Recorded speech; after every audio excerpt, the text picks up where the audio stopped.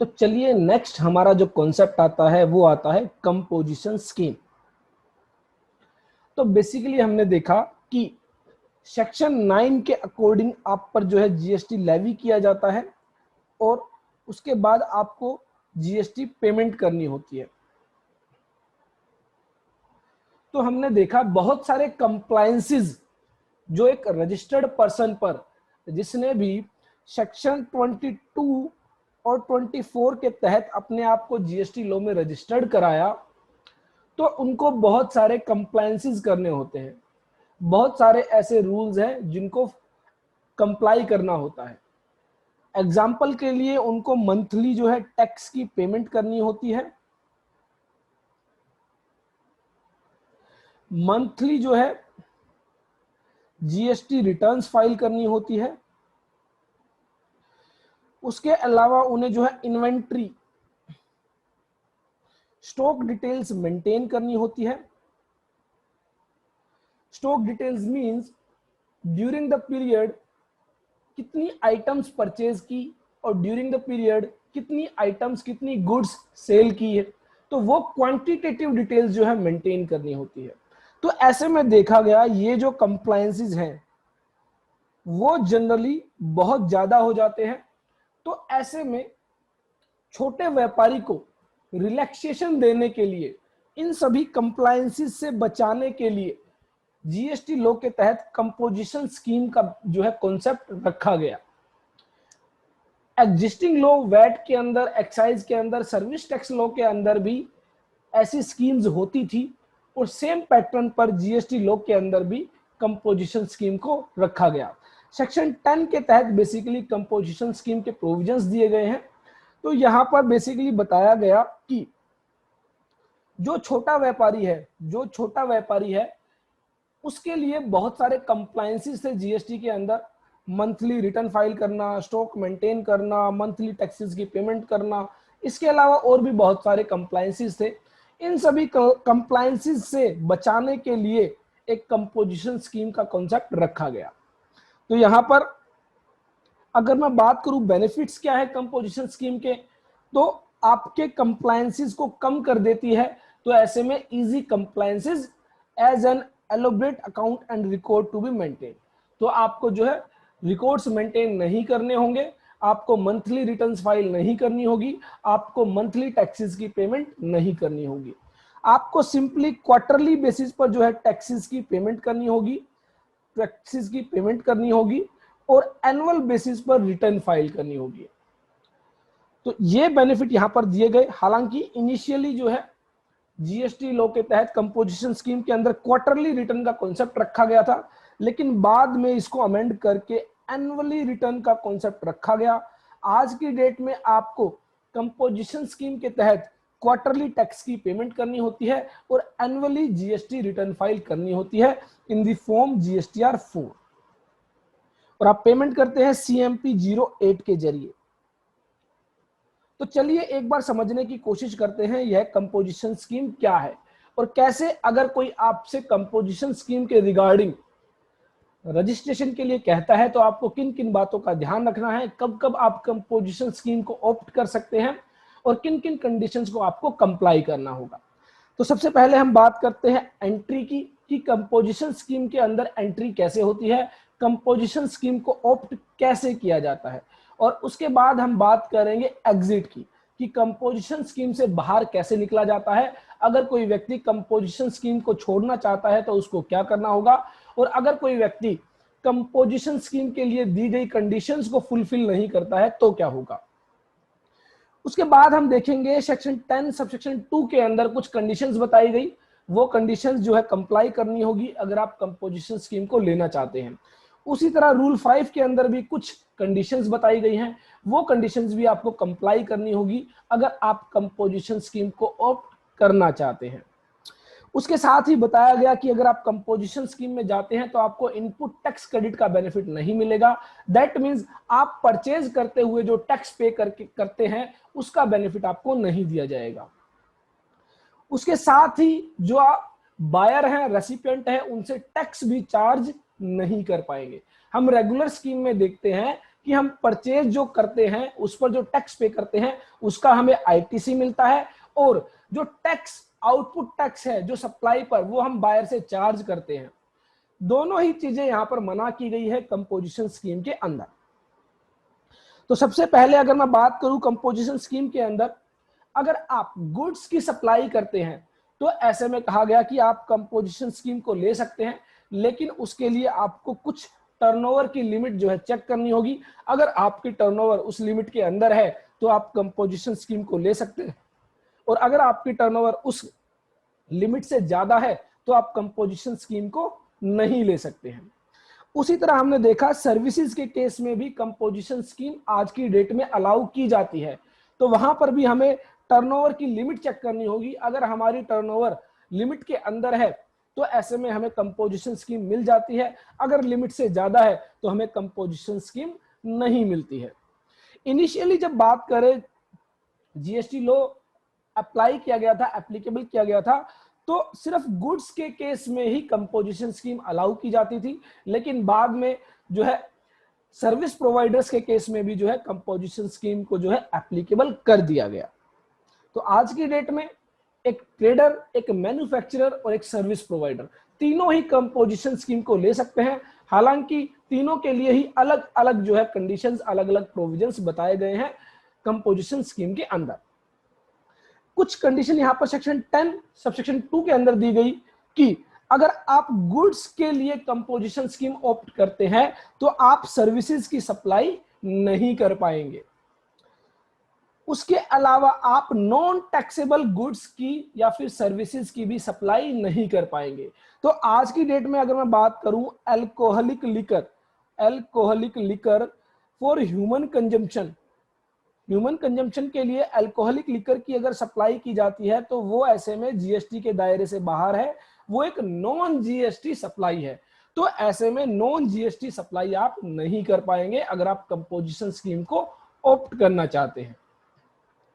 आप exempted goods की supply कर सकते हैं, उसके लिए मना नहीं किया गया है। मना किया गया है उन गुड्स की सप्लाई, उन सर्विसेज की सप्लाई जो जीएसटी के दायरे में नहीं आती है, जो जीएसटी के दायरे से बाहर है।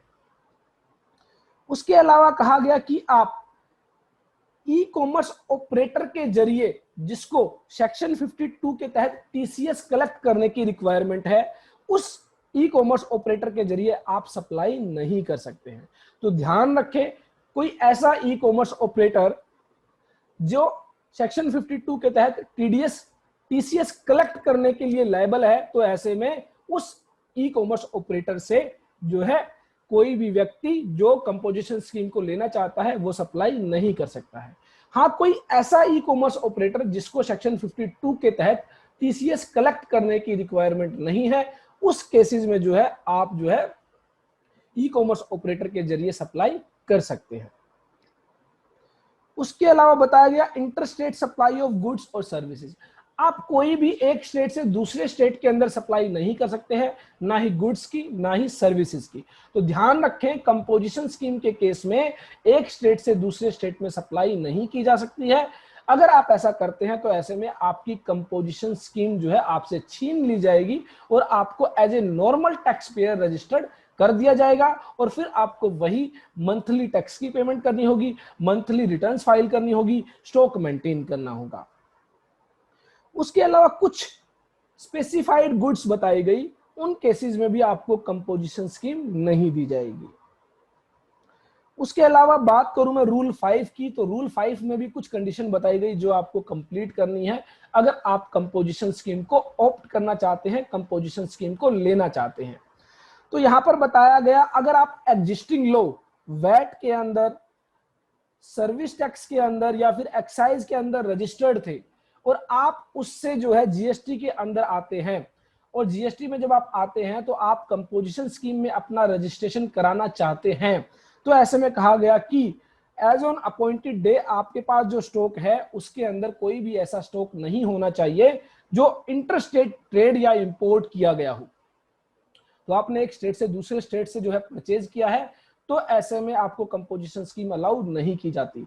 हालांकि आज की डेट में यह जो कंडीशन है, यह जो है प्रैक्टिकली जो है डिलीट हो जाती है, खत्म हो जाती है, क्योंकि ये उस समय की कंडीशन है जब 1 जुलाई 2017 को जीएसटी लाया गया था। तो उस समय एग्जिस्टिंग लॉ से कोई व्यक्ति अगर जीएसटी लॉ के अंदर आता था और कंपोजिशन स्कीम लेना चाहता था तो उसको यह कंडीशन पूरी करनी होती थी, और वो कंडीशन थी कि उस टाइम उस स्टॉक के अंदर कोई भी इंटरस्टेट परचेज वाली गुड्स या फिर इंपोर्ट वाली गुड्स नहीं होनी चाहिए।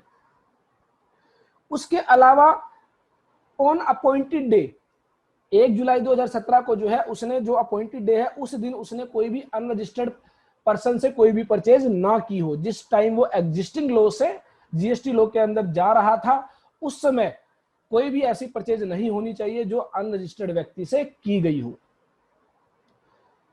उसके अलावा वो जो भी इनवॉइस रेज करेगा, जो भी डॉक्यूमेंट इशू करेगा बायर को, तो उस पर जो है टैक्सेबल इनवॉइस वर्ड यूज नहीं करेगा, वो उस पर bill of supply word use करेगा।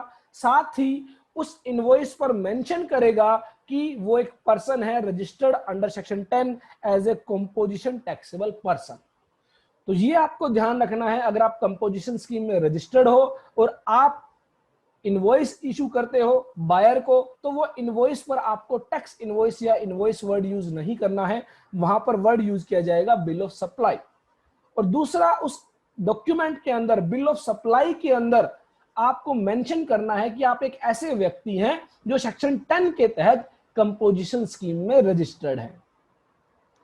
उसके अलावा बताया गया कि अगर सेक्शन 9 सबसेक्शन 3 के तहत और सेक्शन 9 सबसेक्शन 4 के तहत अगर आपने कोई स्पेसिफाइड सर्विस रिसीव की है, स्पेसिफाइड गुड्स परचेज की है, तो ऐसे में अंडर रिवर्स चार्ज मैकेनिज्म जो है कंपोजिशन डीलर को ही टैक्स पे करना होगा। Composition taxable person on sign board और नोटिस, तो जो उसके प्रिंसिपल प्लेस ऑफ बिजनेस पर जो साइन बोर्ड लगा होगा वहां पर कंपोजिशन टैक्सेबल वर्ड जो है यूज किया जाना जरूरी है।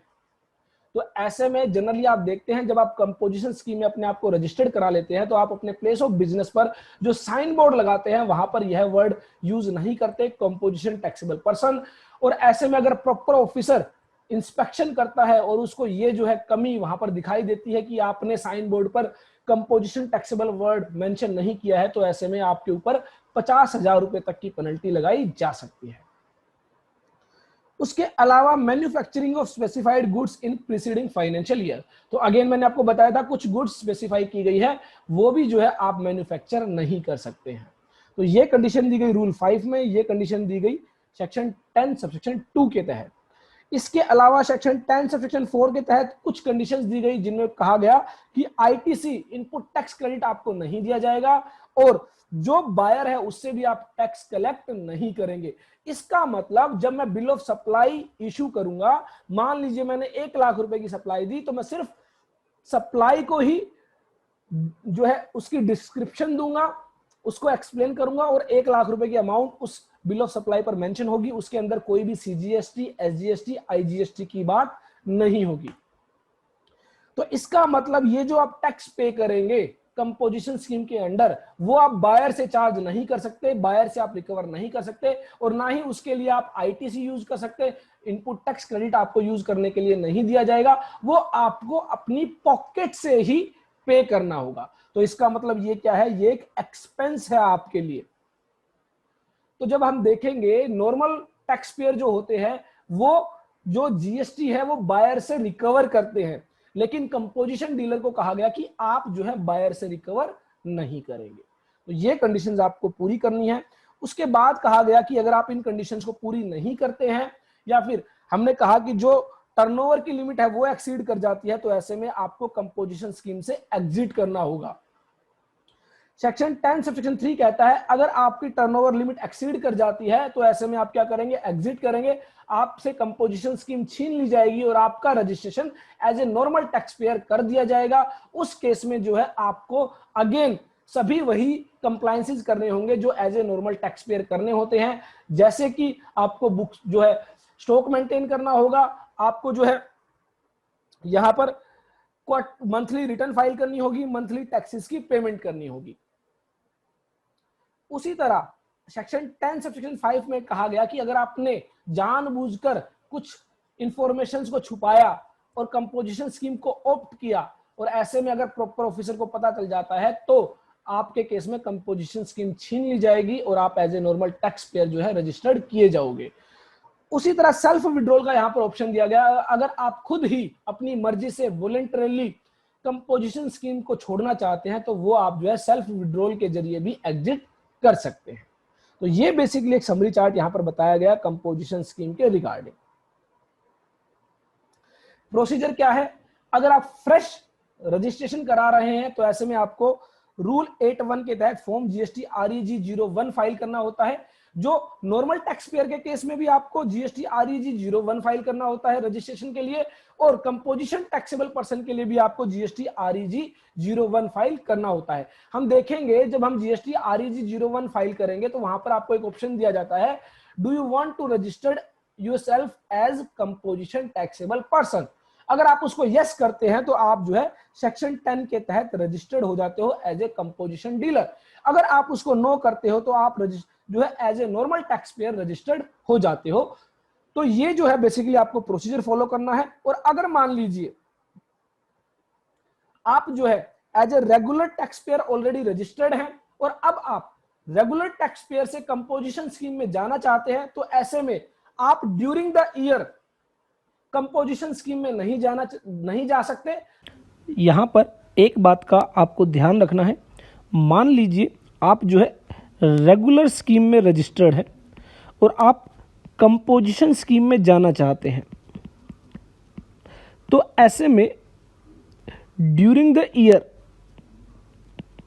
आप रेगुलर स्कीम से कंपोजिशन स्कीम में नहीं जा सकते। For example, as on date आप जो है रेगुलर स्कीम में रजिस्टर्ड है, दैट इज 17 सितंबर 2021, और आप जो है कंपोजिशन स्कीम में जाना चाहते हैं। राइट नाउ आप अभी जो रेगुलर स्कीम में रजिस्टर्ड है और आप जो है कंपोजिशन स्कीम में जाना चाहते हैं, तो आप नहीं जा सकते। इसके लिए अब आप जो है फाइनेंशियल ईयर 22-23 जो है कंपोजिशन स्कीम ऑप्ट कर सकते हैं। और आपको करना क्या होगा, 31 मार्च 22 से पहले आपको जो है कंपोजिशन स्कीम में जाने के लिए CMP 02 फाइल करना होगा। तो अगर आप रेगुलर स्कीम से कंपोजिशन स्कीम में जाना चाहते हैं तो आपको CMP 02 फाइल करना होगा। कब फाइल करना होगा, before the end of the financial year. और आप जो है फाइनेंशियल ईयर 22-23 से ही कंपोजिशन स्कीम ऑप्ट कर पाएंगे। ड्यूरिंग द ईयर आप अगर रेगुलर स्कीम से कंपोजिशन स्कीम में जाना चाहते हैं तो आप नहीं जा सकते हैं। तो ये आपको ध्यान रखना है। तो ड्यूरिंग द ईयर अगर मैं as a regular tax person registered हूं और मैं कंपोजिशन स्कीम में जाना चाहता हूं तो मैं नहीं जा सकता। इसके लिए मुझे क्या करना होगा, prior to commencement of financial year start होने से पहले CMP 02 फाइल करना होगा अंडर रूल 3 सब रूल 3। हाँ, अगर मैं रेगुलर टैक्स पेयर रजिस्टर्ड नहीं हूं, मैं अपना फ्रेश रजिस्ट्रेशन कराना चाहता हूं, तो फ्रेश रजिस्ट्रेशन के केस में यह कंडीशन नहीं है। आप जिस दिन भी अपने आप को रजिस्टर्ड कराओगे उस दिन से कंपोजिशन स्कीम आपको दे दी जाएगी। उसके अलावा यहां पर इनिशियली मैंने आपको बताया था, अगर आप एग्जिस्टिंग लॉ में रजिस्टर्ड है तो यहां पर एक ऑप्शन आपको दिया गया था कि आप चाहें तो अपने आप को GST कंपोजिशन स्कीम में रजिस्टर्ड कर सकते हैं। हालांकि ये पोर्शन जो है प्रैक्टिकली आपको जो है आज की डेट में देखने को नहीं मिलेगा। तो इनिशियली जब आप एग्जिस्टिंग लॉ में रजिस्टर्ड थे, वैट के अंदर, एक्साइज के अंदर, सर्विस टैक्स के अंदर, तो आपको कहा गया था कि आपको क्या करना है, रूल 3 सब रूल 1 के अंदर फॉर्म GST CMP 01 फाइल करना है अगर आप कंपोजिशन स्कीम को लेना चाहते हैं, और रूल 3 सब रूल 4 के अंदर form GST CMP 03 form file करना है, जिसके अंदर जो है आप अपने स्टॉक की जो है इनपुट की जो है डिटेल्स देंगे। उसके अलावा फॉर्म GST CMP 02 और GST ITC 03 भी फाइल करना था। बट आज की डेट में ये जो है आपको as a regular tax payer और एज ए फ्रेश रजिस्ट्रेशन के केस में ही जो है कंपोजिशन स्कीम जो है देखने को मिलेगी। उसके बाद यहां पर अगेन बताया गया कि एग्जिट करते हुए क्या होगा। जब आप एग्जिट करते हैं तो यहां पर एक तो है self withdrawal, self withdrawal means आप अपनी मर्जी से कंपोजिशन स्कीम से बाहर जाना चाहते हैं, तो ऐसे में रूल 6 सब रूल 3 के जरिए आप एग्जिट कर सकते हैं। आपको क्या करना होगा, विड्रॉ करने से पहले फॉर्म जीएसटी CMP 04 फाइल करना होगा और within 30 days from the date on which option is withdrawal आपको फाइल करना होगा फॉर्म जीएसटी ITC 01। ये आपको जो है कंडीशन जो है कंप्लाई करनी होगी अगर आप सेल्फ विड्रॉल करते हैं तो। अब बात आती है कंपल्सरी विड्रॉल। दैट मींस आपने कोई गलती की है, आपने गलती से कंपोजिशन स्कीम ऑप्ट कर ली, या फिर कंपोजिशन स्कीम ऑप्ट करने के बाद जो कंडीशंस थी उनको कंप्लाई नहीं किया, तो ऐसे में जो है आपका कंपल्सरी विड्रॉल आपसे जो है आपकी जो कंपोजिशन स्कीम है वो छीन ली जाएगी। आपको क्या करना होगा, सबसे पहले अगर प्रॉपर ऑफिसर के पास रीजंस है कि आपने जो है अंडर सेक्शन 10 जो कंपोजिशन स्कीम ली है आप उसके लिए एलिजिबल नहीं है, तो वो आपको एक शो कॉज नोटिस देगा फॉर्म जीएसटी CMP 05 के अंदर, और आपको विद इन 15 डेज उसका रिप्लाई देना होगा। अगर विद इन 15 डेज आप रिप्लाई दे देते हैं तो ऐसे में जो है विद इन 30 डेज एक ऑर्डर पास किया जाएगा, या तो आपके रिप्लाई को एक्सेप्ट कर लिया जाएगा और आपकी कंपोजिशन स्कीम को कंटिन्यू रखा जाएगा, या फिर आपके रिप्लाई को रिजेक्ट कर दिया जाएगा और ऐसे में भी जो है रिजेक्शन ऑर्डर आपको दे दिया जाएगा और आपकी कंपोजिशन स्कीम आपको से जो है छीन ली जाएगी। और अगर आप रिप्लाई नहीं देते हैं तो भी यहाँ पर एक ऑर्डर पास किया जाएगा रिजेक्शन का, और इन दैट केस जो है आपकी कंपोजिशन स्कीम जो है आपसे छीन ली जाएगी।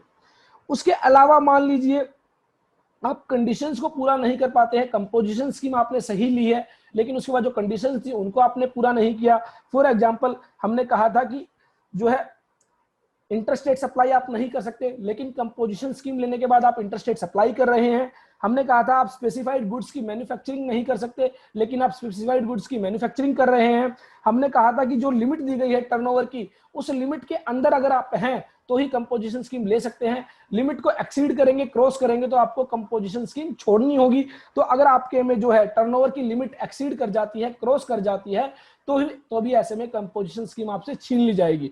हमने कहा था ई कॉमर्स ऑपरेटर के जरिए जिसको सेक्शन 52 के तहत टीसीएस कलेक्ट करने की लायबिलिटी है, उनके अकॉर्डिंग जो है आप उन ई कॉमर्स ऑपरेटर्स के जरिए जो है आप अपनी सप्लाई नहीं कर सकते हैं गुड्स की या सर्विसेज की, लेकिन आप कर रहे हैं तो भी आपसे जो है कंपोजिशन स्कीम छीन ली जाएगी। ऐसे में आपको क्या करना होगा, आपको पे करना होगा tax under section 9 as a normal taxable person, as a regular tax payer. आप क्या करेंगे, फिर बिल ऑफ सप्लाई इशू नहीं करेंगे, आप फिर इशू करेंगे टैक्स इनवॉइस और टैक्स चार्ज करेंगे कस्टमर से। जब आपसे आपकी कंपोजिशन स्कीम छीन ली जाएगी तो आप as a normal taxable person जो है हो जाते हो रजिस्टर्ड, और ऐसे में आप टैक्स इनवॉइस इशू करोगे बायर को और उससे टैक्स भी चार्ज करोगे। और ऐसे में आपको जो है CMP 0 फाइल जो है इंटीमेशन जो है वो करनी होगी, फॉर्म फाइल करना होगा, और उसके साथ ही फॉर्म GST ITC 01 फाइल करना होगा। तो चलिए यहाँ पर सेक्शन 10 के तहत जो हमने अभी तक बातें की गई है वही बातें यहाँ पर आपको बताई गई है। सबसे पहली बात तो आती है कि टर्नओवर की लिमिट क्या है, जो अभी तक हम बात कर रहे थे कि अगर आपकी टर्नओवर लिमिट के अंदर है तो ही आपको कंपोजिशन स्कीम मिलेगी। तो यहाँ पर बताया गया कि अगर जो कंपोजिशन टैक्सेबल पर्सन अपने आप को रजिस्टर्ड कराना चाहता है, उसकी प्रीसीडिंग फाइनेंशियल ईयर के अंदर उसकी जो एग्रीगेट टर्नओवर है वो 1,50,00,000 रुपए तक है, तो ऐसे में वो करंट ईयर के अंदर कंपोजिशन स्कीम को ले सकता है। तो कंपोजिशन स्कीम को लेने के लिए आपको प्रीसीडिंग फाइनेंशियल ईयर की एग्रीगेट टर्नओवर चेक करनी होगी। एग्रीगेट टर्नओवर क्या होती है, ये ऑलरेडी हम जीएसटी रजिस्ट्रेशन प्रोविजंस के अंदर डिस्कस कर चुके हैं। तो यहां पर बताया गया कि a registered person whose aggregate turnover in the preceding financial year did not exceed 50 lakh rupees may opt to pay in lieu of the tax payable by him under section 9 subsection 1 an amount of tax calculated at such rate as may be prescribed। तो यहाँ पर basically 50 lakh की limit है, जो initially जब GST law नया नया आया था 50 लाख की लिमिट दी गई थी, उसके बाद उसको बढ़ाकर 75 लाख रुपए किया गया, फिर 1 करोड़ रुपए किया गया, और आज की डेट में 1,50,00,000 रुपए तक अगर आपकी टर्नओवर है प्रीसीडिंग फाइनेंशियल ईयर के अंदर, तो आप करंट फाइनेंशियल ईयर के अंदर कंपोजिशन स्कीम को ऑप्ट कर सकते हैं। और अगर आप कंपोजिशन स्कीम को ऑप्ट करते हैं तो आप बिल ऑफ सप्लाई इशू करोगे बायर को और टैक्स चार्ज नहीं करोगे, और जो है कंडीशन जो है रूल 5 के अंदर और सेक्शन 10 सेक्शन 2 के अंदर दी गई है उनको कंप्लाई करोगे। और जो टैक्स आपको पे करना है, टैक्स आपको पे करना है रूल 7 के अकॉर्डिंग। एक बात का ध्यान रखना, ये जो टैक्स पे करोगे ये बायर से चार्ज नहीं करोगे, बिल ऑफ सप्लाई के अंदर मेंशन नहीं करोगे, अपनी पॉकेट से आपको पे करना होगा।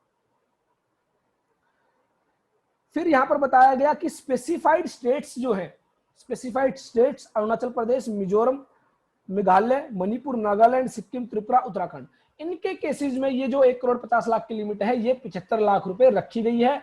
दैट मींस 75 लाख रुपए तक की अगर आपकी टर्नओवर है during the preceding financial year, तो in that case current financial year में आप कंपोजिशन स्कीम को ऑप्ट कर सकते हैं। अब यहां पर बताया गया टैक्स रेट क्या होंगी, तो यहां पर बेसिकली बताई गई है maximum rate of tax, maximum rates of tax जो कंपोजिशन स्कीम को पे करनी होगी। लेकिन अगर एक्चुअल रेट ऑफ टैक्स है वो बताई गई है रूल 7 में।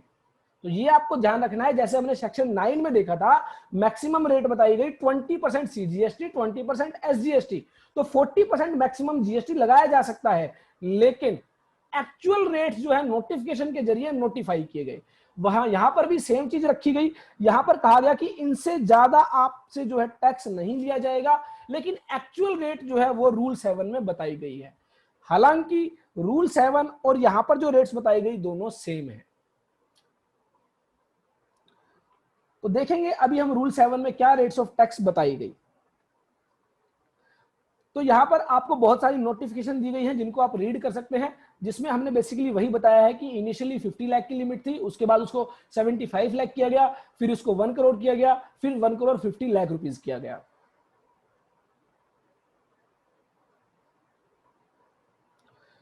उसके बाद यहां पर ये जो 1 करोड़ 50 लाख रुपीस की लिमिट की गई, ये बेसिकली की गई by the CGST amendment act 2018। तो 1 करोड़ की लिमिट थी, उसको बढ़ाकर 1 करोड़ 50 लाख रुपए किया गया।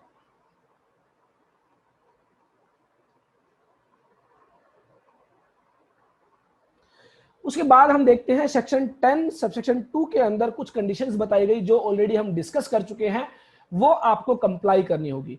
यहां पर कहा गया कि नंबर 1, अगर आप गुड्स के लिए कंपोजिशन स्कीम ऑप्ट करते हैं तो आप सर्विसेज प्रोवाइड नहीं कर सकते। He is not engaged in the supply of services.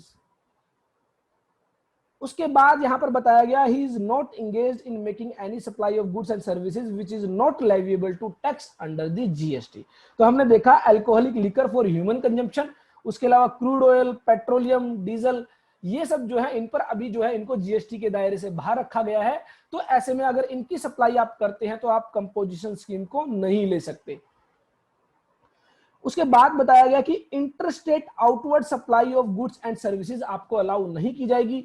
मान लीजिए आप जो है हरियाणा के अंदर रजिस्टर्ड है और आप हरियाणा से दिल्ली में जो है सप्लाई करते हैं, चाहे वो गुड्स की सप्लाई है चाहे वो सर्विसेज की सप्लाई है, वो आपको परमिट नहीं की जाती है, अलाउ नहीं की जाती है। अगर आप ऐसा करते हैं तो आपसे कंपोजिशन स्कीम जो है छीन ली जाएगी। उसके अलावा बताया गया कि अगर आप स्पेसिफाइड गुड्स की मैन्युफैक्चरिंग करते हैं, स्पेसिफाइड गुड्स अगर आप देखेंगे तो उसमें बताया गया आइसक्रीम और एडिबल आइस और टोबैको और टोबैको सब्स्टिट्यूट्स, ये जो है अगर आप इनकी जो है मैन्युफैक्चरिंग करते हैं तो आप कंपोजिशन स्कीम को ऑप्ट नहीं कर सकते। और उसके अलावा एक कैजुअल टैक्सेबल पर्सन को और एक नॉन रेजिडेंट टैक्सेबल पर्सन को जो है कंपोजिशन स्कीम के तहत रजिस्ट्रेशन नहीं दिया जाएगा। तो ये जो बेसिकली है वो कंडीशंस बताई गई जिनके तहत जो है आपको कंडीशंस पूरी करनी होगी अगर आप कंपोजिशन स्कीम में बने रहना चाहते हैं। अगर आप कंपोजिशन स्कीम से में इन कंडीशंस को पूरा नहीं करते हैं तो ऐसे में क्या होगा, आपको जो है आपसे कंपोजिशन स्कीम छीन ली जाएगी।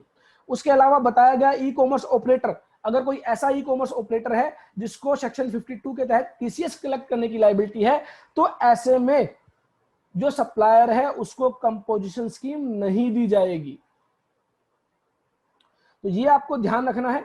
उसके अलावा यहां पर कहा गया था बेसिकली कि अगर कोई गुड्स के केस में कंपोजिशन स्कीम को ऑप्ट करता है, लेकिन वहां पर बताया गया था कि आप सर्विसेज की सप्लाई नहीं कर सकते। तो यहां पर थोड़ी सी लोगों को परेशानी हुई।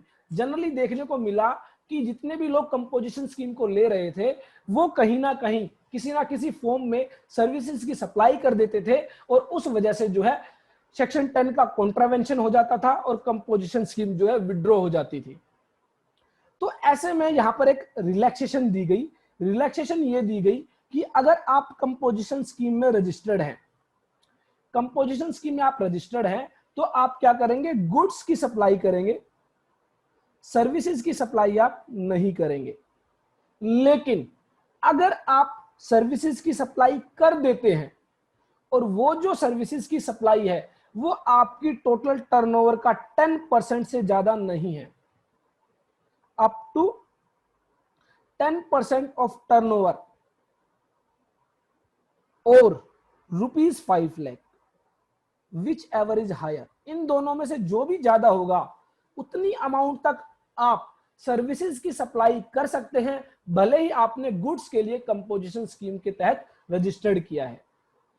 तो अगर आप इस लिमिट के दायरे में रहकर सर्विसेज की सप्लाई करते हैं कोई दिक्कत नहीं है, लेकिन अगर आप 10% से ज्यादा सप्लाई कर देते हैं तो ऐसे में आपसे जो है कंपोजिशन स्कीम जो है छीन ली जाएगी। ये आपको ध्यान रखना है। इनिशियली जब लो आया था उसके अंदर साफ साफ मना किया गया था सर्विसेज की सप्लाई अलाउ नहीं की जाएगी, लेकिन बाद में देखा लोगों को परेशानी हो रही है तो इसके लिए यहां पर अलाउ कर दिया गया कि आपकी टर्नओवर का 10% और 5 lakh whichever is higher. यहां पर टर्नओवर आपको ध्यान रखना है, टर्नओवर बताई गई है इन ए स्टेट और यूनियन टेरिटरी। तो जिस स्टेट में आप रजिस्टर्ड है, जिस स्टेट में आप as a composition taxable person registered है, और वहां पर जो आप टर्नओवर जो है आपकी वो उसका 10% लिया जाएगा। यहां पर एग्रीगेट टर्नओवर नहीं कहा गया है, ये आपको ध्यान रखना है। उसके बाद यहां पर कहा गया कि मान लीजिए आप एक से ज्यादा जगह पर बिजनेसेस कर रहे हैं, तो ऐसे में आप मान लीजिए हरियाणा के अंदर भी रजिस्ट्रेशन है, आप हरियाणा के अंदर भी बिजनेस कर रहे हैं और आप दिल्ली के अंदर भी बिजनेस कर रहे हैं। तो ऐसे में कहा गया मान लीजिए आप हरियाणा वाले बिजनेस के लिए अगर कंपोजिशन स्कीम लेना चाहते हैं तो आपको दिल्ली वाले बिजनेस के लिए भी कंपोजिशन स्कीम लेनी होगी।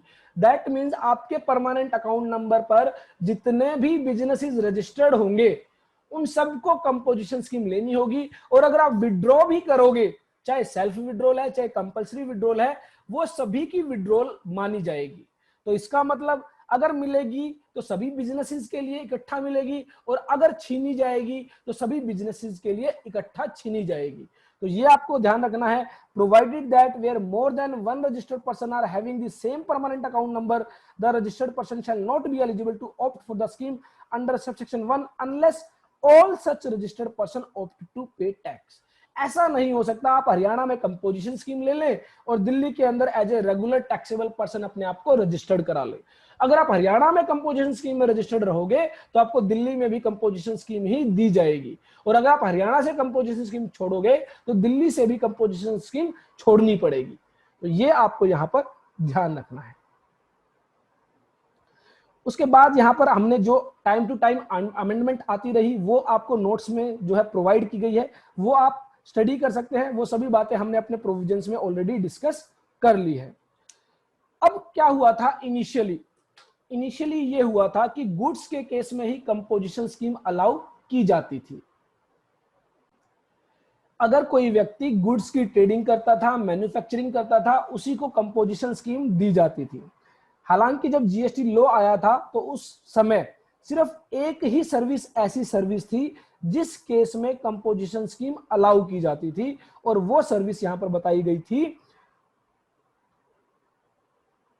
Person engaged in making supplies refer to in clause B of paragraph 6 of schedule 2।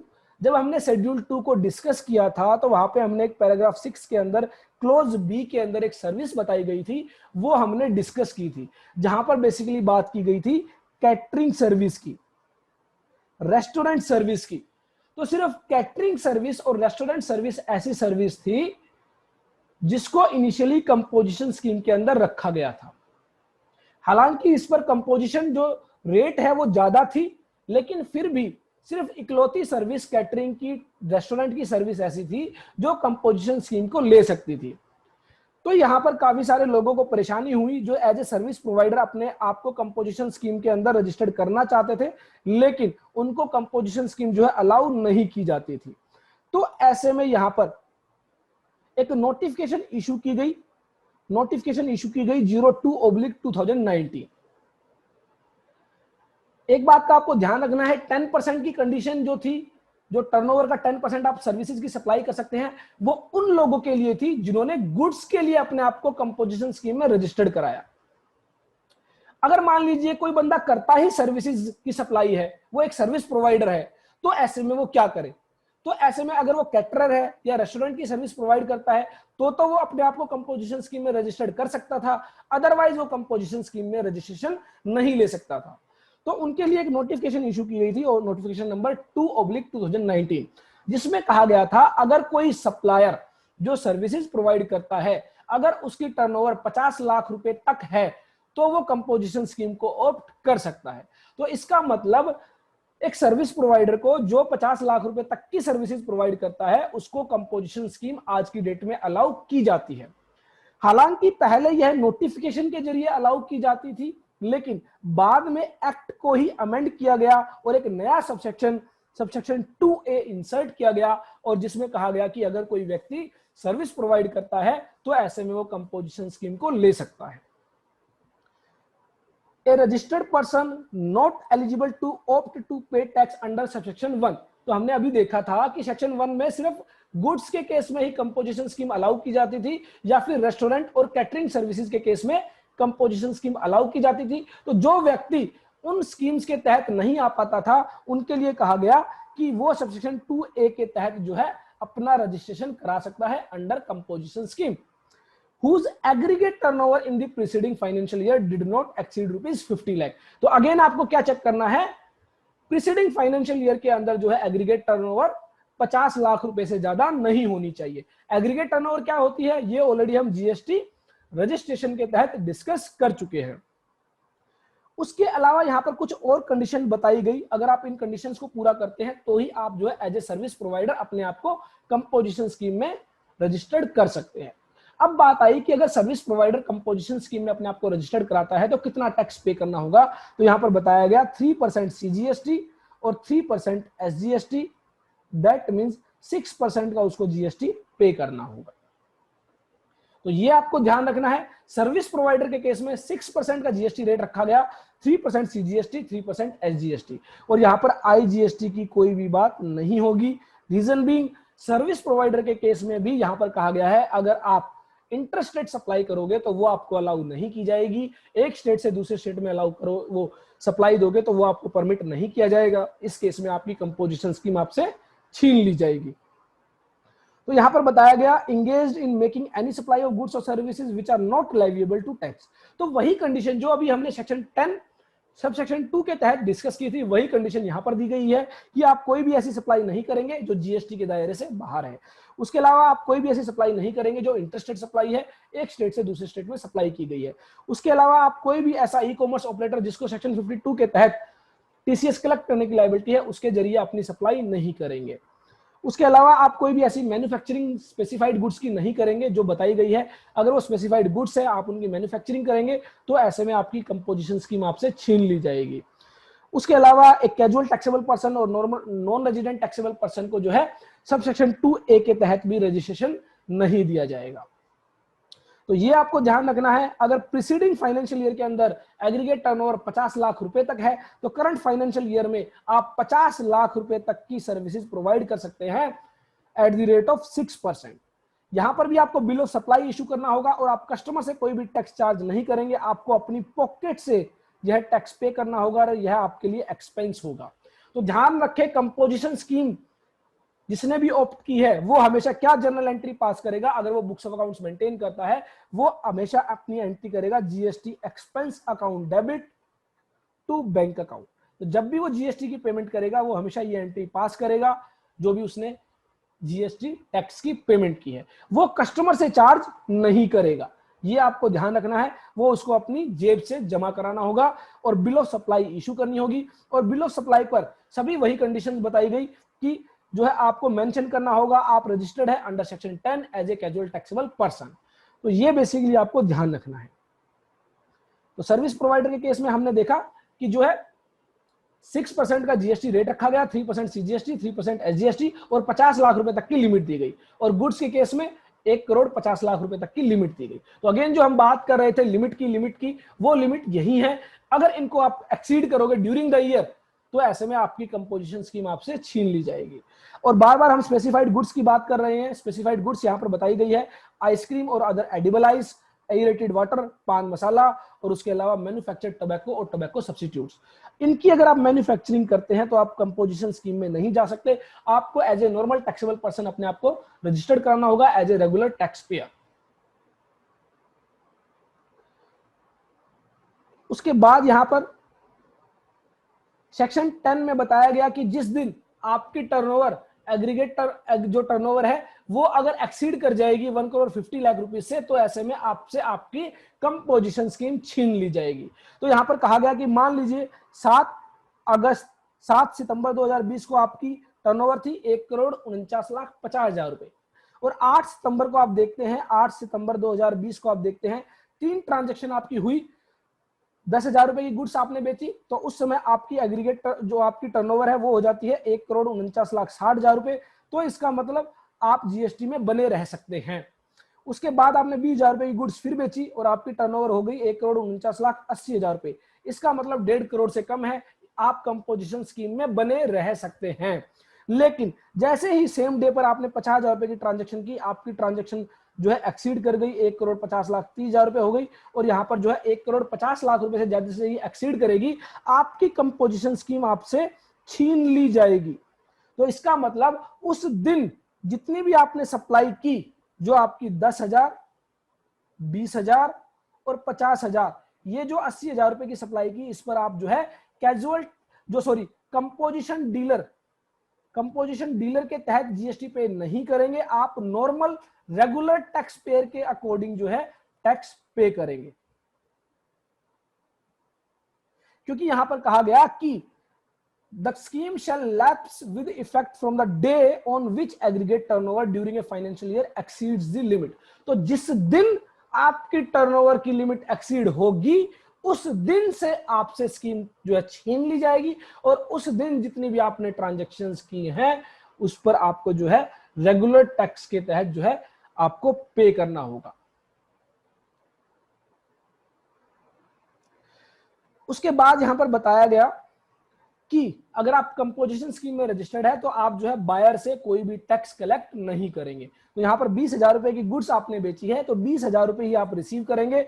Bill of supply के अंदर 20,000 रुपए की वैल्यू मेंशन होगी। लेकिन अगर आप उस पर मान लीजिए 1% का टैक्स है, 1% का टैक्स अगर आप चार्ज करोगे तो ऐसे में आप जो है यहां पर कॉन्ट्रावेंशन कर रहे हैं और आपकी कंपोजिशन स्कीम छीन ली जाएगी अगर आप कस्टमर से बिल के अंदर टैक्स को चार्ज करोगे। ध्यान रखना है, ये आपको अपनी पॉकेट से जो है पे करना है और आप इसको एज ए एक्सपेंस जो है ट्रीट करेंगे। उसके बाद कहा गया कि अगर प्रॉपर ऑफिसर के पास रीजंस टू बिलीव है, दैट मीन उसके पास कोई ऐसा एविडेंस है जिसके जरिए वो कह सकता है कि आपने जो कंपोजिशन स्कीम ली है वो गलत ली है, तो ऐसे में वो आपको क्या भेजेगा, शो कॉज नोटिस भेजेगा कि आप मुझे बताएं आपसे आपकी कंपोजिशन स्कीम क्यों ना छीनी जाए। तो ऐसे में हो सकता है आपकी टर्नओवर लिमिट 1.5 करोड़ है, उसको आप एक्सीड कर चुके हैं, इस वजह से शो कॉज नोटिस आपको दिया है। हो सकता है आप ई कॉमर्स ऑपरेटर जो सेक्शन 52 के तहत टीसीएस कलेक्ट करने के लिए लायबल है, उसके जरिए आप जो है अपनी सप्लाई कर रहे हैं, तो हो सकता है उस केस में उसके पास कोई एविडेंस हो तो वो आपको शो कॉज नोटिस दे सकता है। या फिर आप इंटरस्टेट सप्लाई, एक स्टेट से दूसरे स्टेट में सप्लाई कर रहे हैं तो वो आपको शो कॉज नोटिस दे सकता है। आप स्पेसिफाइड गुड्स की मैन्युफैक्चरिंग कर रहे हैं, पान, tobacco, tobacco substitutes, ice, aerated water, आप इनकी मैन्युफैक्चरिंग कर रहे हैं तो भी ऐसे में आपसे आपकी कंपोजिशन स्कीम छीन ली जा सकती है। तो अगर मान लीजिए आपने कुछ भी ऐसा नहीं किया है तो आप इस शो कॉज नोटिस का रिप्लाई देंगे और आप बताएंगे कि आपने ऐसी कोई भी गलती नहीं की है। अगर आप इस शो कॉज नोटिस का रिप्लाई नहीं देंगे तो आपसे आपकी कंपोजिशन स्कीम छीन ली जाएगी, प्रॉपर ऑफिसर एक ऑर्डर पास करेगा और आपकी कंपोजिशन स्कीम विड्रॉ हो जाएगी। और अगर आप जो है रिप्लाई देते हैं, रिप्लाई सेटिस्फैक्टरी है प्रॉपर ऑफिसर के लिए, तो आपकी जो है कंपोजिशन स्कीम को कंटिन्यू रखा जाएगा। और अगर आपने जो रिप्लाई दिया है वो सेटिस्फैक्टरी नहीं है तो अगेन जो है एक रिजेक्शन ऑर्डर पास किया जाएगा और आपकी कंपोजिशन स्कीम आपसे छीन ली जाएगी।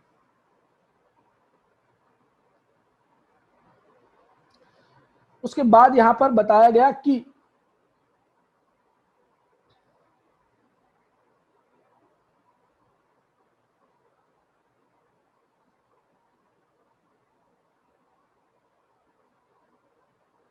अगर मैंने आपको बताया था अगर आप एक से ज्यादा मल्टीपल बिजनेसेस आपके हैं तो सभी बिजनेसेस के लिए आपको कंपोजिशन स्कीम लेनी होगी। सिंगल पैन पर परमानेंट अकाउंट नंबर पर जितने भी आपके बिजनेसेस रजिस्टर्ड है उन सभी के लिए आपको कंपोजिशन स्कीम ऑप्ट करनी होगी। और अगर आप विड्रॉ करते हैं तो उन सभी के लिए आपको जो है कंपोजिशन स्कीम विड्रॉ करनी होगी। तो ये आपको ध्यान रखना है। उसके बाद बताया गया कि किस डेट में आपका कंपोजिशन स्कीम के तहत रजिस्ट्रेशन माना जाएगा। तो अगर आप फ्रेश रजिस्ट्रेशन लेते हैं और आपने जो है जिस दिन आप जीएसटी के तहत रजिस्ट्रेशन के लिए लायबल हुए उसके 30 दिन के अंदर आपने अप्लाई कर दिया था, तो जिस डेट में आप लायबल थे, जिस डेट से आप लायबल हुए उस डेट से आपकी कंपोजिशन स्कीम जो है इफेक्टिव होगी। और अगर मान लीजिए आपने 30 डेज के अंदर अप्लाई नहीं किया तो ऐसे में from the first day of financial year, from the date of registration, तो ऐसे में जो है जो डेट ऑफ रजिस्ट्रेशन होगा उस डेट से आपकी कंपोजिशन स्कीम जो है इफेक्टिव होगी। तो ये आपको ध्यान रखना है। अगर आप जीएसटी रजिस्ट्रेशन के तहत लायबल हो गए थे, आपकी एग्रीगेट टर्नओवर 20 लाख रुपए से ज्यादा हो गई थी, आपको जीएसटी रजिस्ट्रेशन लेने की लायबिलिटी थी, 30 दिन के अंदर आपने अपने आप को रजिस्टर्ड करा लिया, तो ऐसे में जिस डेट से आप लायबल हुए थे उस डेट से आपकी कंपोजिशन स्कीम मानी जाएगी। अगर आपने मान लीजिए 30 दिन के अंदर अपने आप को रजिस्टर नहीं कराया तो ऐसे में जो है from the first day of financial year से आप रजिस्टर माने जाओगे और जो डेट ऑफ रजिस्ट्रेशन जिस डेट में होगी उस डेट से आपकी कंपोजिशन स्कीम जो है इफेक्टिव होगी। ये जो पोर्शन है ये जब का पोर्शन है जब आप जो है एग्जिस्टिंग लॉ से जीएसटी लॉ के अंदर कन्वर्ट हो रहे थे, तो उस समय जब आपने अपने आप को as a composition taxable person registered कराया था तो फर्स्ट अपॉइंटेड डे से ही आपको जो है कंपोजिशन स्कीम जो है दी गई थी। और रूल 3 के अंदर, सब रूल 3 के अंदर बताया गया था कि अगर आप मान लीजिए initially as a regular tax payer registered होते हैं, उसके बाद आप कंपोजिशन स्कीम में जाते हैं, तो आपको from the first day of financial year से जो है रजिस्ट्रेशन दिया जाता है और उसी डे से आपकी कंपोजिशन स्कीम जो है इफेक्टिव होती है। उसके बाद रूल 5 में हमने डिस्कस की थी, कुछ कंडीशन बताई गई थी जो ऑलरेडी हम डिस्कस कर चुके हैं कि casual taxable person, normal taxable person को जो है कंपोजिशन स्कीम नहीं दी जाएगी। उसके अलावा हमने देखा था जब आप वैट से, एक्साइज से, सर्विस टैक्स से जीएसटी लॉ में आ रहे थे तो उस समय बताया गया था कि उसके अंदर कोई भी ऐसी परचेज नहीं होनी चाहिए जो इंटर स्टेट ट्रेड है, दैट मींस दूसरे स्टेट से परचेज की गई है या फिर किसी अनरजिस्टर्ड जो है सप्लायर से परचेज की गई है, वो परचेज उसके अंदर नहीं होनी चाहिए थी अगर आप कंपोजिशन स्कीम में आना चाहते थे। उसके अलावा यहां पर बताया गया था वही कि जो है आप सेक्शन 9 सबसेक्शन 3, सेक्शन 9 सबसेक्शन 4 के तहत अगर अंडर रिवर्स चार्ज मैकेनिज्म कोई लायबिलिटी है तो वो कंपोजिशन डीलर को भी पे करनी होगी। सीधा सा मतलब मान लीजिए अगर मैं कंपोजिशन स्कीम में रजिस्टर्ड हूं और मैं जीटीए की सर्विस लेता हूं, गुड्स ट्रांसपोर्ट एजेंसी की सर्विस लेता हूं, तो वो सर्विस सेक्शन 9 सबसेक्शन 3 के अंदर स्पेसिफाई की गई है, तो ऐसे में वो जो कंपोजिशन डीलर है उसको अंडर रिवर्स चार्ज मैकेनिज्म जो है जीएसटी पे करना होगा। तो इसका मतलब कंपोजिशन स्कीम के अंदर जहां कुछ बेनिफिट्स दिए गए वहीं पर कुछ कंप्लायंसेस यूं की यूं रखी गई जो कि एक नॉर्मल टैक्सेबल पर्सन के केस में भी करनी होती है। तो इसका मतलब रिवर्स चार्ज के जो भी प्रोविजंस है वो एक कंपोजिशन डीलर पर भी एप्लीकेबल होते हैं। तो सेक्शन 9 सबसेक्शन 3, सेक्शन 9 सबसेक्शन 4 ये आपके कंपोजिशन डीलर के केस में भी एप्लीकेबल होंगे। उसके अलावा बताया गया था कि स्पेसिफाइड गुड्स की मैन्युफैक्चरिंग आपको नहीं करने के लिए दी जाएगी, आपको साइन बोर्ड पर कंपोजिशन टैक्सेबल पर्सन मेंशन करना होगा, आपको बिल ऑफ सप्लाई इशू करनी होगी। तो ये आपको जो है कंप्लायंसेस करने होंगे अगर आप जो है जीएसटी लॉ के अंदर as a composition taxable person अपने आप को रजिस्टर रखना चाहते हैं। उसके अलावा यहां पर बताया गया जो व्यक्ति अपने आप को एक बार रजिस्टर्ड कर लेता है as a composition taxable person तो उसको फर्दर सब्सिक्वेंट ईयर्स के अंदर सीएमपी 02 के अंदर जो है फ्रेश इंटीमेशन फाइल करने की जरूरत नहीं है। उसका registration as a composition dealer ही कंटिन्यू चलता रहेगा जब तक कि वो अपने आप को रेगुलर टैक्स पेयर के अंदर शिफ्ट नहीं कर लेता है या फिर कंपोजिशन स्कीम को विड्रॉ नहीं कर लेता है। ये आपको ध्यान रखना है।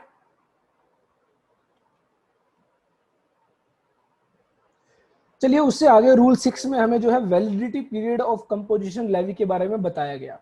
तो इसमें कहा गया कि जब तक आप कंडीशंस को पूरा करते रहेंगे, आप जो है कंपोजिशन स्कीम में बने रहेंगे, the option exercised by a registered person to pay tax under section 10 shall remain valid so long as he satisfy all the condition mentioned in the said section and under these rules। तो rules में और section में जो condition दी गई आप उनको पूरा करते रहें, आप जो है कंपोजिशन स्कीम में बने रहेंगे। लेकिन जैसे ही आपने कोई रूल जो है फॉलो नहीं किया, कोई कंडीशन जो है फॉलो नहीं की, मान लीजिए आपकी टर्नओवर एक्सीड कर गई, मान लीजिए आपने इंटरस्टेट सप्लाई कर दी, या फिर मान लीजिए आपने ई कॉमर्स ऑपरेटर के जरिए सप्लाई कर दी जिसको सेक्शन 52 के तहत टीसीएस कलेक्ट करने की लायबिलिटी थी, या फिर आपने स्पेसिफाइड गुड्स की मैन्युफैक्चरिंग कर दी, तो ऐसे में कहा गया जिस दिन आप ऐसा करेंगे उस दिन से आप जो है लाइबल रहेंगे टू पे the tax under section 9 subsection 1। That means आप नॉर्मल टैक्स पेयर बन जाएंगे, रेगुलर टैक्स पेयर बन जाएंगे और आपको सेक्शन 9 सबसेक्शन 1 के अकॉर्डिंग जीएसटी पे करना होगा। दैट मींस जिस गुड्स पर जो जीएसटी रेट होगा वो अप्लाई किया जाएगा। From the day he ceased to satisfy any of the condition mentioned in section 10 or the provision of chapter and shall issue tax invoice for every taxable supply। और जैसे ही आप normal tax pair बन जाएंगे आपको tax invoice issue करना होगा, अब आप बिल ऑफ सप्लाई इशू नहीं कर पाएंगे। और उसके साथ ही आपको एक इंटीमेशन जो है विड्रॉल के लिए जो है फाइल करनी होगी इन form GST CMP 04 with in 7 days of the occurrence of such event. तो जिस दिन आप जो है कोई ऐसी घटना कर देते हैं जिसकी वजह से आप सेक्शन 10 से बाहर हो जाते हैं, तो उसके 7 दिन के अंदर आपको फॉर्म जीएसटी सीएमपी 04 फाइल करना होगा। उसके अलावा यहां पर बताया गया कोई व्यक्ति जो है वॉलंटरी विड्रॉल करना चाहता है, the registered person who intends to withdraw from the composition scheme before the date of such withdrawal file an application in form GST CMP 04। तो जिस दिन से वो विड्रॉ करना चाहता है उससे पहले वो क्या करेगा, फॉर्म जीएसटी सीएमपी 04 फाइल करेगा, duly signed or verified through electronic verification code electronically on the common portal। तो विड्रॉल के लिए आपको जीएसटी सीएमपी 04 फाइल करनी होगी। Where the proper officer has reasons to believe, तो हमने देखा था अगर प्रॉपर ऑफिसर के पास रीजंस टू बिलीव है तो वो आपको क्या देगा, शो कॉज नोटिस देगा। और ऐसे में अगर आप रिप्लाई देंगे, रिप्लाई सेटिस्फैक्टरी है तो आपको कंपोजिशन स्कीम कंटिन्यू की जाएगी, अदरवाइज जो है वो आपकी कंपोजिशन स्कीम विड्रॉ कर ली जाएगी। तो ऐसे में यहां पर कहा गया फॉर्म जीएसटी सीएमपी 05 के अंदर आपको नोटिस दिया जाएगा और विद इन 15 डेज आपको जो है रिप्लाई करना होगा। उसके बाद जब आप रिप्लाई दे देते हैं तो अगर वो रिप्लाई सेटिस्फैक्टरी है तो इन दैट केस जो है आपको जो है कंटिन्यू किया जाएगा कंपोजिशन स्कीम के अंदर, अदरवाइज आपकी कंपोजिशन स्कीम आपसे विड्रॉ कर ली जाएगी। रिप्लाई आपको देना है फॉर्म सीएमपी जीएसटी 06 के अंदर और जीएसटी सीएमपी 07 के अंदर ऑर्डर पास किया जाएगा आइदर एक्सेप्टेंस का और रिजेक्शन का with in a period of 30 days of the receipt of such reply, either accepting the reply और denying the option to pay tax under section 10 from the date of the option or from the date of the event concerning such contravention as the case may be। यहां पर आपको ध्यान रखना है। उसके बाद यहां पर कहा गया कि every person who has furnished an intimation under sub rule 2 or filed an application for withdrawal under sub rule 3 or a person in respect of whom an order of withdrawal option has been passed under form GST CMP 07 under rule 5 may electronically furnish at the common portal either directly or through a facilitation center notified the commissioner a statement in form GST ITC 01। तो basically क्या करना होगा, जिस दिन composition scheme withdraw की जाएगी उस दिन उसके पास स्टॉक के अंदर जितनी भी इन्वेंट्री होगी उस पर जो है इनपुट टैक्स क्रेडिट उसका जो है वो कैलकुलेट किया जाएगा और फॉर्म जीएसटी आईटीसी 01 के जरिए बताया जाएगा कि एज ऑन डेट जिस दिन विड्रॉ किया जा रहा है उस दिन उसकी इन्वेंट्री, उस दिन उसकी गुड्स पर जो है इनपुट टैक्स क्रेडिट कितना उसके पास है। Containing detail of the stock of input and inputs contained in the semi-finished goods or finished goods held in stock by him on the date on which the option is withdrawal or denied। तो basically यहाँ पर जो है stock की details यहाँ पर देनी होगी within a period of 30 days from the date from which the option is withdrawal or from the date of the order passed in form GST CMP 07। An intimation or application for withdrawal under sub rule 2, 3 or denial of the option to pay tax under section 10 in sub rule 5 in respect of any place of business in any state union territory shall be deemed to be an intimation in respect of all other places of business registered under the same permanent account number। तो ये already मैं आपको बता चुका था कि अगर एक स्टेट के लिए या फिर एक बिजनेस के लिए आपकी कंपोजिशन स्कीम आपसे छीन ली गई या आपने विड्रॉ कर ली तो वो सभी बिजनेसेस के लिए विड्रॉ मानी जाएगी। उसके बाद रूल 7 में बताया गया कि एक कंपोजिशन डीलर को कितना टैक्स पे करना पड़ेगा। अभी तक हमने देखा अगर composition scheme section 10 subsection 2A में ली गई थी तो वहां पर बताया गया था 6%, 3% सीजीएसटी, 3% एसजीएसटी, जो कि इन केस ऑफ सर्विस प्रोवाइडर बात की गई थी। उसके अलावा जो बच जाते हैं वो यहां पर बताया गया अगर वो मैन्युफैक्चरर है जिन्होंने कंपोजिशन स्कीम ऑप्ट की है तो ऐसे में 0.5% सीजीएसटी और 0.5% एसजीएसटी, 1% का जीएसटी पे करना होगा on the turnover in the state और यूनियन टेरिटरी। तो ये आपको ध्यान रखना है कि जो स्टेट और यूनियन टेरिटरी की जो टर्नओवर है उस पर 1% टैक्स पे करना होगा। अगर मान लीजिए कोई मैन्युफैक्चरर एग्जम्प्टेड गुड्स की सप्लाई कर रहा है, क्या उस पर भी 1% टैक्स पे करना होगा? The answer is yes. तो यहां पर आपको ध्यान रखना है कि अगर कंपोजिशन स्कीम के तहत एक मैन्युफैक्चरर टैक्स पे कर रहा है और यहां पर एग्जम्प्टेड गुड्स की सप्लाई की जा रही है तो एग्जम्प्टेड गुड्स पर भी 1% का जीएसटी जो है पे करना होगा in case of manufacturer. Manufacturer कौन सा होना चाहिए? Other than manufacturer of such goods as may be notified, जो हम ऑलरेडी डिस्कस कर चुके हैं, जिसमें हमने देखा था ice cream, edible ice, aerated water, पान मसाला, टोबैको, टोबैको सब्स्टिट्यूट्स, वो आपको परमिट नहीं किए जाते अंडर सेक्शन 10। उसके बाद हम देखते हैं कि शेड्यूल 2 पैराग्राफ 6 और क्लोज बी के तहत जो सर्विस बताई गई थी, जो मैंने आपसे बात की थी रेस्टोरेंट की सर्विस, कैटरिंग की सर्विस, उसमें बताया गया 2.5%, that means 2.5% CGST, 2.5% SGST, total 5% का जीएसटी पे करना होगा। और ऐसे में भी यहां पर बताया गया of the turnover in the state और यूनियन टेरिटरी। तो इसका मतलब एग्जम्प्टेड गुड्स की भी सप्लाई अगर करेगा तो भी उस पर जीएसटी पे करना होगा। उसके अलावा जो बच जाते हैं, जो कि बेसिकली ट्रेडर्स रह जाते हैं, जो गुड्स की सप्लाई करते हैं, उनके लिए कहा गया 0.5% of the turnover of taxable supplies of goods and services.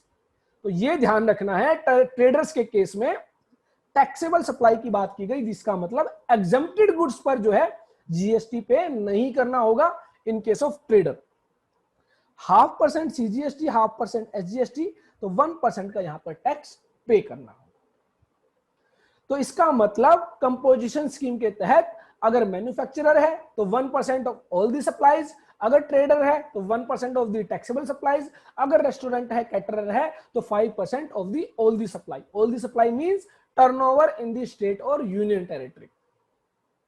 तो उस स्टेट के अंदर जो उसकी टर्नओवर है, जो उसकी जो है यूनियन टेरिटरी के अंदर जो टर्नओवर है, वो यहां पर बताई गई है, जिस पर उसको जीएसटी पे करना होगा। ये जीएसटी बायर से चार्ज नहीं किया जाएगा, अपनी जेब से पे किया जाएगा, एज एन एक्सपेंस अपनी बुक्स ऑफ अकाउंट्स के अंदर क्लेम किया जाएगा।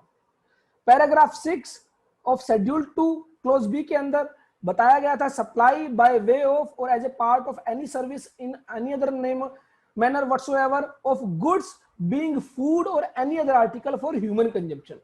तो कोई भी फूड है, खाना है, या फिर कोई ऐसा आर्टिकल जो ह्यूमन कंजम्पशन के लिए यूज किया जाता है, तो ऐसे में जो है वो आपका शेड्यूल 2 पैराग्राफ 6 क्लोज बी के तहत कवर होता है, जिसमें बेसिकली आपकी रेस्टोरेंट या कैटरिंग की सर्विस कवर होती है। और एनी ड्रिंक, तो कोई भी कोल्ड ड्रिंक, सॉफ्ट ड्रिंक जो है वो यहां पर बस other than alcoholic liquor for human consumption, क्योंकि वो जीएसटी के दायरे के अंदर नहीं है। Where such supply or services is for cash, deferred payment और other valuable consideration, भले ही आप कैश की फॉर्म में करें सप्लाई, कंसिडरेशन जो है कैश में हो या फिर कैश के अलावा काइंड्स में हो, डेफर्ड पेमेंट्स में हो, तो वो जो है आपको जो है शेड्यूल 2 पैराग्राफ 6 क्लोज बी के तहत कवर होगा। और उस केस में 2.5% सीजीएसटी, 2.5% एसजीएसटी, 5% का जीएसटी एप्लीकेबल हो। कंपोजिशन स्कीम के केस में ध्यान रखिए कभी भी आईजीएसटी नहीं होगा, क्योंकि कंपोजिशन डीलर को इंटरस्टेट सप्लाई करने के लिए परमिट नहीं किया जाता है। तो ये आपके प्रोविजन थे कंपोजिशन स्कीम के तहत। रिटर्न्स के रिगार्डिंग जब हम अपने रिटर्न्स जो प्रोविजंस को डिस्कस करेंगे तो वहां पर हम डिस्कस करेंगे। बेसिकली हम देखेंगे जीएसटी सीएमपी 08 के जरिए जो है टैक्सेस की पेमेंट की जाती है क्वार्टरली बेसिस पर। दैट मींस एक क्वार्टर के अंदर जो 3 महीने होते हैं, अप्रैल टू जून, जुलाई टू सितंबर, अक्टूबर टू दिसंबर और जनवरी टू मार्च, तो ये 4 क्वार्टर आपके होते हैं। इन क्वार्टर्स के अंदर आप जो भी सप्लाई करेंगे उस पर आपको जो है अकॉर्डिंगली, अगर आप मैन्युफैक्चरर है तो 1%, अगर आप कैटरर है, रेस्टोरेंट है तो 5%, अगर आप ट्रेडर हैं तो अगेन 1% आपको जीएसटी पे करना है। वो आप सीएमपी 08 के जरिए पे करेंगे। हमेशा ध्यान रखें, आपको कोई भी आईटीसी यूज करने के लिए नहीं दिया जाएगा, हमेशा बैंक से ही जो है पेमेंट करनी होगी सीएमपी 08 के केस में। और उसके बाद एनुअली आपको जीएसटीआर 4 फाइल करनी होगी।